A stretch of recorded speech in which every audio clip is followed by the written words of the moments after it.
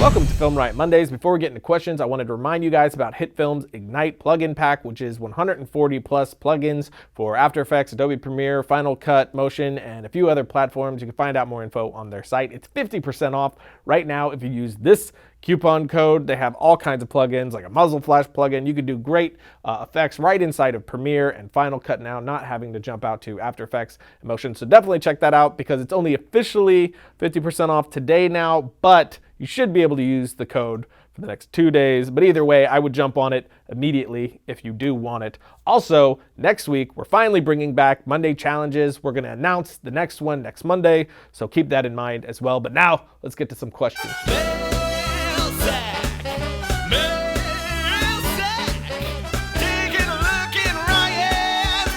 What are the most important things to consider when writing your characters? I'm having a hard time rounding the characters without making them too complex to work in the script. That's definitely something that I have a difficult time with as well, and I've talked to a lot of pro writer friends of mine, and they have a hard time with that sort of thing also, so be comforted in the fact that that's just something that's very difficult to do well. But for me personally, I'm always making sure that all of my characters have some complexity to them, as people do in real life. There's never a black and white situation. There's always tons of gray. Even in the best of people, there's hypocrisy and there's bad things behind the way that they think, there's selfishness to them.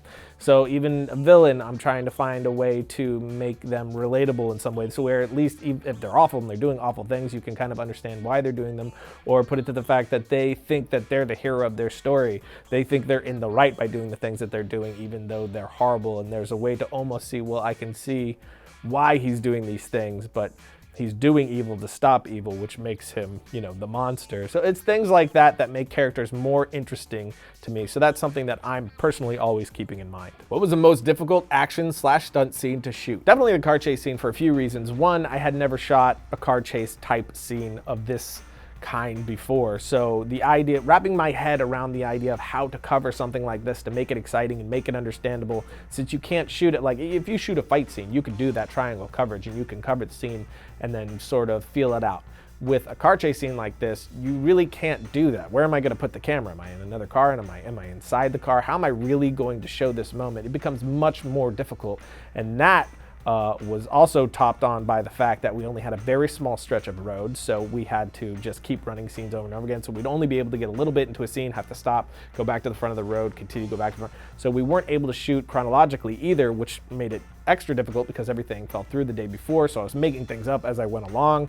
And then on top of that, we were only able to go 20 miles an hour because of the road and because we only had one stunt driver, so we had to make sure we were being very safe. So all these things together made it very difficult to try to shoot something and cover it in a way that was going to make it exciting, keep you from noticing that it's one small stretch of road and that we were only going 20 miles an hour. So that was definitely the most challenging. We left there with me not knowing what kind of footage we had, if I was going to be able to make it work at all. Thankfully, I think it came out pretty well. Do you find film terminology for regular items like C-47, Stinger, etc. pretentious or useful? I don't think it's pretentious at all, and in fact, the two terms that you're using are from the blue-collar workers of the film set. These are not pretentious people at all. They're amazing, hard workers and usually very, very humble. I just think it's what they call them in this industry. I've worked in a lot of different types of industry, and in every single one, there's specific terms for things that they use. It's just something, even here in our studio, we have terms for things that Hollywood definitely doesn't call it that, but it's been something that's evolved into what we call it just because of it's our personal workspace and we come up with our own terminology. It just kind of happens organically over time, and I would assume that's basically what happened here as well. How do you go about hiring a crew and getting people together for a project? It depends on what position that you're starting from. In the beginning, for me, it was about looking at local film schools, drama clubs, film clubs, whatever I could to find like-minded people to come and help out, or even friends just to hold a boom mic. And now you have online resources, even like Vimeo. That's how I actually first contacted Ryan Booth, was by searching cinematographer Texas and then combing through a ton, getting really impressed with this guy named Ryan Booth, contacting him, and now we do some work together. But now it's a matter of asking Ryan Booth if he's interested in jumping on the project, says yes, and then he puts together his own team for camera, or Josh Nepper in Vancouver, and then he puts together his own team. Trevor Addy is my stunt coordinator, and he puts together his whole stunt team. I don't have to worry about all those positions. I just have to worry about the department head, and then they put together their team. How much do you compromise between creative flexibility, on-set magic, and original vision of a project? Thanks, y'all. Creative flexibility and on-set magic, I feel like go hand in hand. You stay flexible because that on-set magic sometimes happens. And original vision for me is about, I've talked about it a bit in the past, but it's about what sort of experience am I trying to get to my audience? What do I want them to feel? So I can stay extremely flexible with what's happening in the scene as long as what it's shifting to is accomplishing that same goal, because there's this overall wrapper of what I'm trying to do, and each slot has to fill sort of, a specific number to add up to the experience I want. So as long as, that equals 2, no matter which direction we go here with these 3 different ideas, any one of those ideas might work. So I'm able to stay flexible in that way because I think about it in that way. What's the effect I'm wanting it to have? Not so much, it has to be a dolly shot. It doesn't have to be a dolly shot. What is that dolly shot conveying to my audience? Okay, now is there a different thing that I can do other than a dolly shot that would convey that same thing if we can't get that dolly? So I keep my thought process in that realm, and then always stay very, very open to all ideas, because some of the best things that I've had in any of my projects came from people on set just tossing out an idea in the moment, and it was just brilliant. Last question, what's your favorite art form besides filmmaking? Definitely music. I adore music. I do music for a hobby. Every now and again, we do some for jokes on the show, but mostly I just do it for a hobby where no one can ever hear it or make fun of me. But yes, I love it. I love it with my whole heart. And I think film is very musical.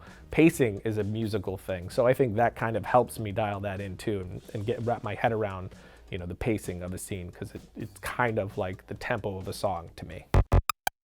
If you struggle with tax stuff, our friends at FreshBooks have created ridiculously simple cloud accounting software that helps service-based small business owners get a handle on their paperwork. FreshBooks keeps all your cash flow details in one place, so you know exactly what invoices you sent, who has paid you what, and what your income is. Their mobile app lets you take pictures of your receipts and organize them for later, which makes claiming expenses at tax time a breeze. You'll be so much more prepared and way less stress. And right now, FreshBooks is offering a free 30-day trial. Just go to freshbooks.com/FilmRiot and enter FilmRiot in the How Did You Hear About Us section. Logo. So that's it for today. Again, just reminding you about the Hit Film Ignite plugin pack. It's only 50% off for a very short time, so definitely jump on that using the coupon code FilmRiot50. And now for my suggestion of the week. This one comes from my friends at Bloody Cuts. They have a new horror short called The Birch, which is absolutely amazing. One of the best horror short films I've seen online pretty much ever. It's gorgeously shot, amazingly paced. I love the structure for it, so definitely check that out. They just crossed 1 million views on it as well, and it's much deserved, so watch it with your eyes. And until next week, don't forget to write, shoot, edit, repeat.